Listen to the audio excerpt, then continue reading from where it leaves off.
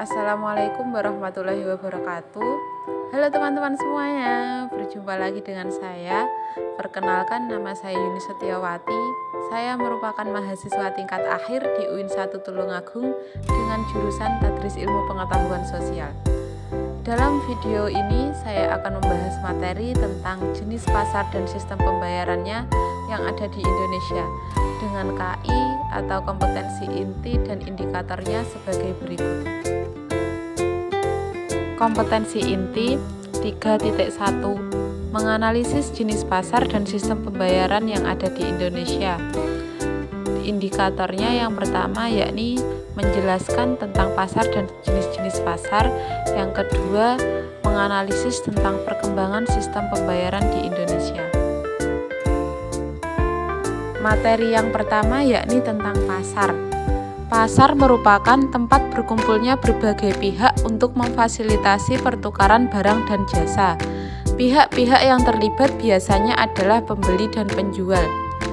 Merujuk pada Kamus Besar Bahasa Indonesia atau KBBI, pasar adalah sebagai tempat sekumpulan orang melakukan transaksi jual-beli, sekaligus transaksi untuk jual-beli yang diadakan oleh sebuah organisasi atau perkumpulan dan sebagainya dengan maksud mencari keuntungan. Singkatnya, pasar adalah arena di mana pembeli dan penjual dapat berkumpul dan berinteraksi. Subtema pasar. Apa itu pasar? Pasar adalah tempat bertemunya penjual dan pembeli untuk melakukan kegiatan jual beli. Pasar menjual barang-barang yang kita butuhkan seperti buah, sayuran, beras, gula, teh, daging, ikan, dan masih banyak lagi.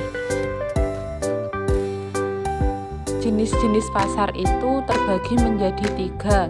Yang pertama yakni menurut transaksinya. Yang kedua, pasar menurut jenis barangnya.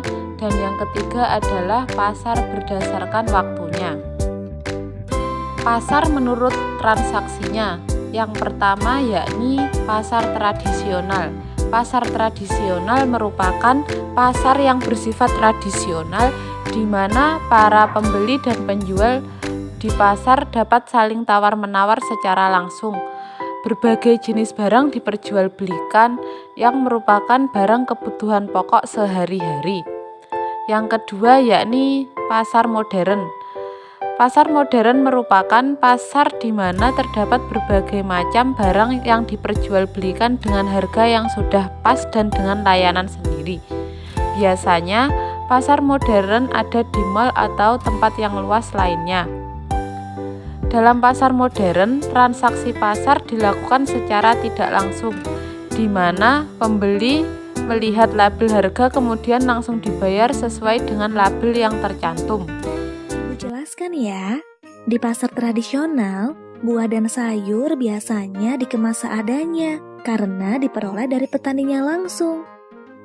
Sedangkan di pasar modern, sayur dan buah biasanya sudah dikemas rapi oleh karyawannya. Dan untuk harga barang di pasar tradisional cenderung lebih murah karena penjual dan pembeli bisa melakukan tawar-menawar. Sedangkan harga barang di pasar modern lebih mahal dan tidak ada interaksi penjual dan pembeli. Biasanya tidak ada tawar-menawar harga. Yang kedua yakni pasar menurut jenis barangnya. Terbagi menjadi 2. 1. Pasar homogen. Pasar homogen merupakan pasar yang menjual satu jenis barang saja. Contohnya yakni pasar burung. Yang kedua yakni pasar heterogen. Pasar heterogen di sini merupakan pasar yang menjual berbagai jenis barang. Dicontohkan salah satunya yakni pasar swalayan. Jenis pasar yang ketiga yakni pasar berdasarkan waktunya. Pasar berdasarkan waktunya ini terbagi menjadi 3. Yang pertama yakni pasar harian. Pasar harian dapat berlangsung setiap hari. Berhubung pasar ini tersedia setiap hari, barang-barang yang dijual adalah kebutuhan pokok manusia yang biasa dikonsumsi setiap hari juga. Misalnya sembako, alat mandi, dan lain sebagainya. Di sini kita tidak akan menemukan barang-barang yang aneh seperti shoe breaker, motor balap, dan lain-lain. Contoh pasar harian yakni pasar tradisional. Yang kedua yakni pasar mingguan. Jenis pasar yang buka setiap 1 minggu sekali. Jenis pasar seperti ini dapat kita temui di beberapa kota, seperti di Jakarta. Pasar-pasar ini kemudian bahkan diserap dan dijadikan nama daerah setempat, seperti Pasar Jumat dan Pasar Minggu. Lain halnya di daerah Yogyakarta, di sana terdapat pasar mingguan bernama Pasar Wage, Pasar Kliwon, Pasar Legi, Pasar Pon, dan Pasar Paing. Yang ketiga yakni pasar bulanan. Pasar bulanan merupakan pasar yang berlangsung setiap bulan. Biasanya barang-barang yang diperjualbelikan merupakan barang khusus dan tersedia dalam jumlah banyak. Pasar ini biasanya terjadi karena momen-momen tertentu yang muncul setiap bulan. Contohnya, pasar-pasar yang muncul di depan kantor pos ketika tiba masa pembayaran pensiun. Selain itu juga ada pasar yang di depan pabrik dan ada saat masa karyawan gajian. Materi yang kedua yakni perkembangan sistem pembayaran di Indonesia. Pada awalnya, orang-orang di Indonesia menggunakan uang tunai sebagai instrumen pembayaran seperti uang kertas dan koin. Hingga kini, instrumen pembayaran tersebut tetap digunakan hingga sampai saat ini dimanapun dan kapanpun. Selain uang kertas, ada instrumen pembayaran lainnya yang juga digunakan seperti transfer elektronik atau sistem transfer antar bank. Ada juga yang menggunakan kartu kredit, di mana instrumen ini muncul sekitar tahun 90-an. Berdasarkan data dari Bank Indonesia, perkembangan sistem transfer elektronik dan kartu kredit yang digemari banyak orang membuat bank-bank berminat untuk menggarap bisnis tersebut. Hasilnya, ada banyak tawaran kartu kredit dengan beragam keunggulannya. Munculnya sistem transfer elektronik dan kartu kredit menjadi awal akan terbitnya payment card. Selain itu, hal ini juga menandai perkembangan metode pembayaran di Indonesia, di mana ada banyak orang yang menggunakannya.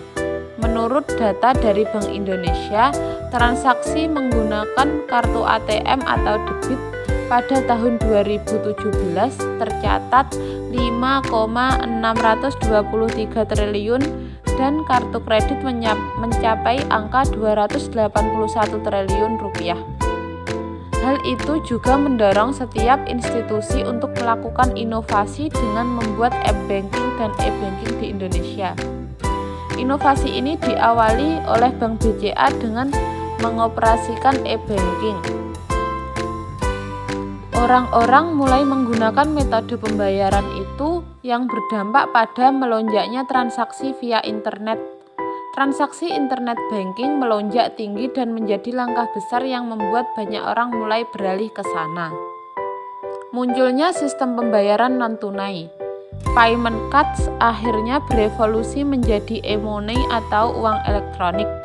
Metode pembayaran ini sedang sangat populer dan disukai oleh banyak orang.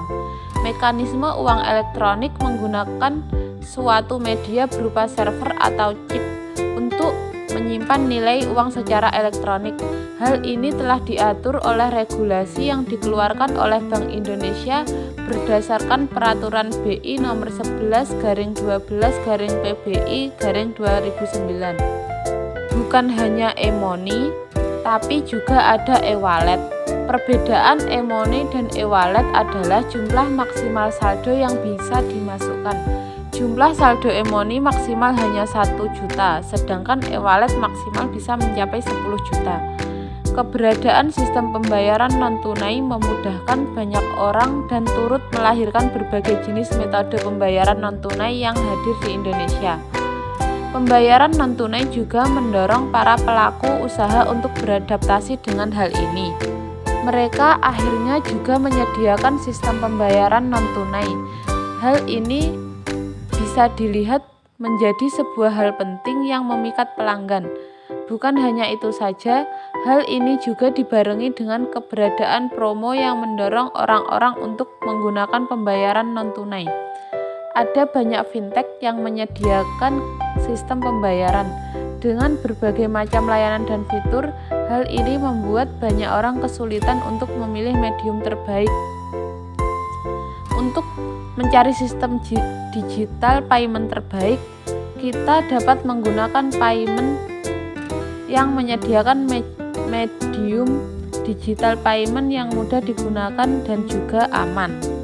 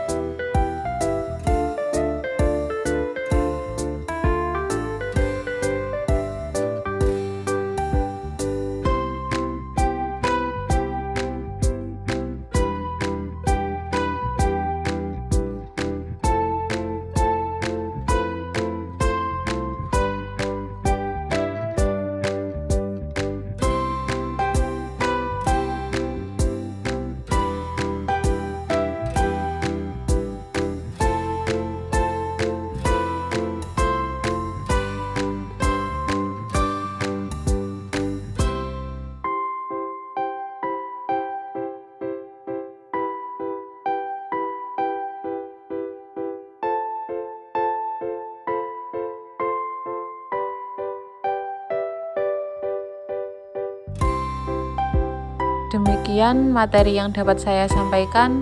Ada kurang lebihnya mohon maaf. Sampai jumpa di pertemuan selanjutnya. Dan juga kerjakan soal setelah ini. Terima kasih. Wassalamualaikum warahmatullahi wabarakatuh.